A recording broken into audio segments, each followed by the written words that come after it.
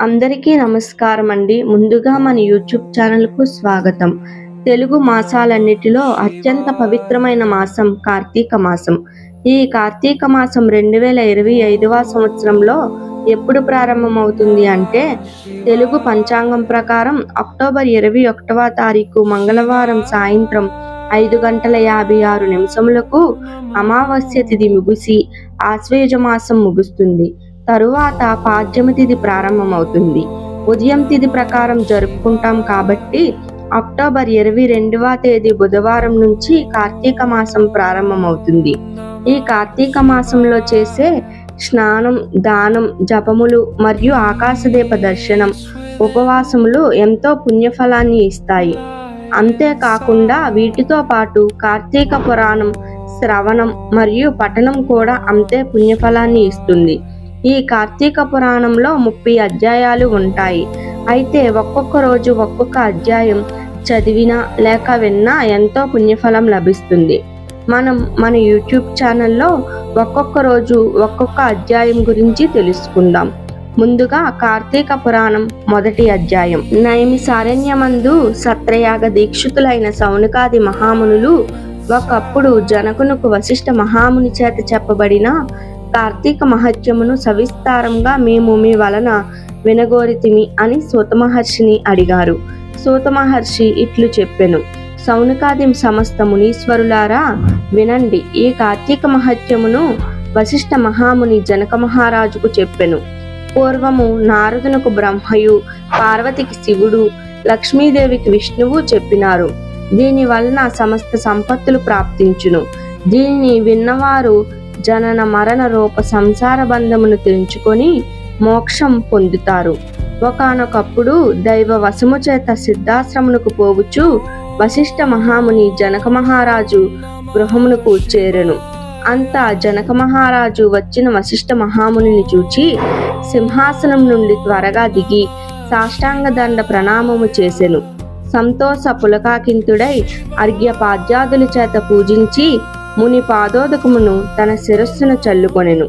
బంగారపు ఆసనమునిచ్చి వికసించిన తామర పువ్వుల వంటి కన్నులు గలవాడును సమస్త సగుణ సంపన్నుడగు మునికి భక్తిభావంతో ఇట్లా విన్నవించెను: బ్రాహ్మణోత్తమ, మీ దర్శనం వల్ల ధన్యుడినైతిని. నేను చెయ్యదగిన పుణ్యం ఇంకేమీయూ లేదు. ఇప్పుడు మా పితరులందరూ తృప్తి పొందినారు. మహాత్ముల యొక్క దర్శనం సంసారులకు దుర్లభము కనుక ఇప్పుడు మీ రాక నాకు శుభములకు కారణమైంది అని అనగా, తరువాత వశిష్ఠ మహర్షి వికసించిన ముఖము కలవాడై దయతో కూడినవాడై సంతోషించి చిరునవ్వుతో ఇట్లు పలికెను: రాజోత్తమ, నీకు క్షేమముగాక. నేను మా ఆశ్రయముకు పోవుచున్నాను.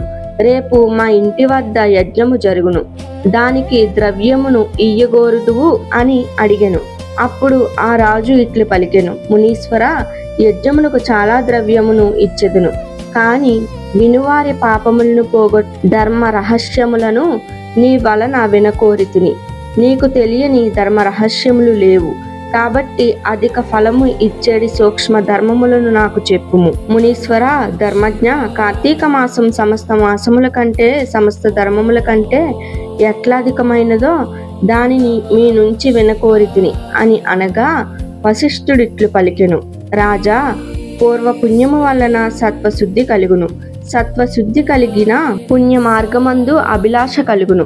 లోకోపకారం కోసం నీవు అడిగిన మాట చాలా బాగుంది. చెప్తాను వినుము.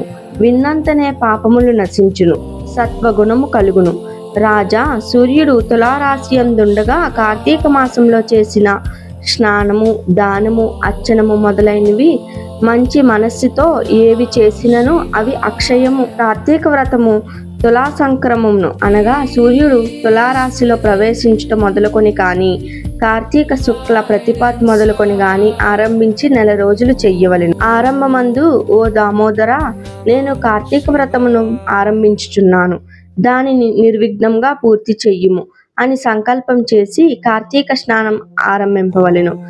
కార్తీక మాసమందు సూర్యోదయ సమయమున కావేరి నది యందు స్నానం ఆచరించిన వారికి మహాఫలం కలుగును. సూర్యుడు తులారాశిని ప్రవేశించిన తోడనే 3 లోకములు పవిత్రం చేయుచు గంగ ద్రవరూపమును ధరించి సమస్త నదీ జలముల యందు ప్రవేశించును. తులారాశి యందు కార్తీక మాసములో చెరువులందును దిగుడు బావులందును నూతులందును చిన్న కాలువలందును హరి నివసించియుండెను.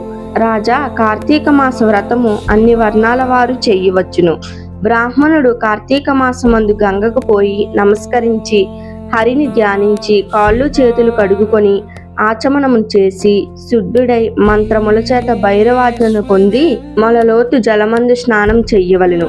తరువాత దేవర్షి పితృతర్పణం ఆచరించి హరిభక్తితో ఆగమర్షణ మంత్రమును పఠించుచు బొట్టన వేలి కొనతో ఉదకమును ఆలోడనం చేసి తీరమునకు వచ్చి అచ్చట యక్ష తర్పణము చేసి ధరించిన వస్త్రం పిడిచి కట్టుకొని ఉదకమును వదిలి ఆచమనం చేసి శిరస్సును వదిలి మిగిలిన శరీరం అంతయు తడి వస్త్రంతో తుడుచుకొని నారాయణ ధ్యానం ఆచరించుచు ధౌత వస్త్రమును ధరించవలెను. తరువాత బ్రాహ్మణుడు గోపీచందనంతో ఊర్ధ్వ పుండ్రములను ధరించి సంధ్యావందనం చేసి గాయత్రీ జపం చెయ్యవలెను. స్త్రీలు గౌరీ జపము చెయ్యవలెను. తరువాత ఉపాసనం గావించి బ్రహ్మయజ్ఞము చేసి తన తోటలో నుండి పుష్పములు తెచ్చి శంఖ చక్రములను ధరించిన హరిని భక్తితో సాలగ్రామమందు షోడశోపచారములతో పూజించవలెను. కార్తీక పురాణం పఠించి లేక విని ఇంటికి వెళ్లి భక్తితో దేవతార్చన చేసి వేశ్వదేవమును నెరవేర్చి భోజనం చేసి ఆచమనం గావించిన తరువాత పురాణ కాలక్షేపములను చెయ్యవలెను.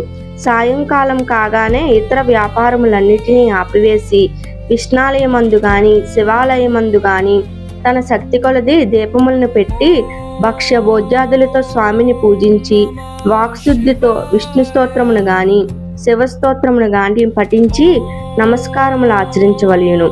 ఎవరు కార్తీక వ్రతం భక్తితో చేయుచున్నారో వారు పునరావృత్తి వర్జితమై వైకుంఠమును పొందుతారు. బ్రాహ్మణుడు గాని క్షత్రియుడు గాని వైశ్యుడు గాని శూద్రుడు గాని ఋషీశ్వరుడు గాని స్త్రీలు గాని భక్తి శ్రద్ధలతో కార్తీక వ్రతమును చేసిన ఎడల వానికి పునరావృత్తి లేని వైకుంఠం పొందుదురు. ఎవ్వరు కార్తీక వ్రతం ఆచరించి వానిని చూచి సంతోషించుదరో వారి యొక్క పాపములు నశించెను. ఇందుకు సందేహం లేదు. ఇది కార్తీక పురాణం యొక్క మొదటి అధ్యాయం. తరువాత వీడియోలో మనం కార్తీక పురాణం యొక్క 2వ అధ్యాయం గురించి తెలుసుకుందాం. ధన్యవాదములు.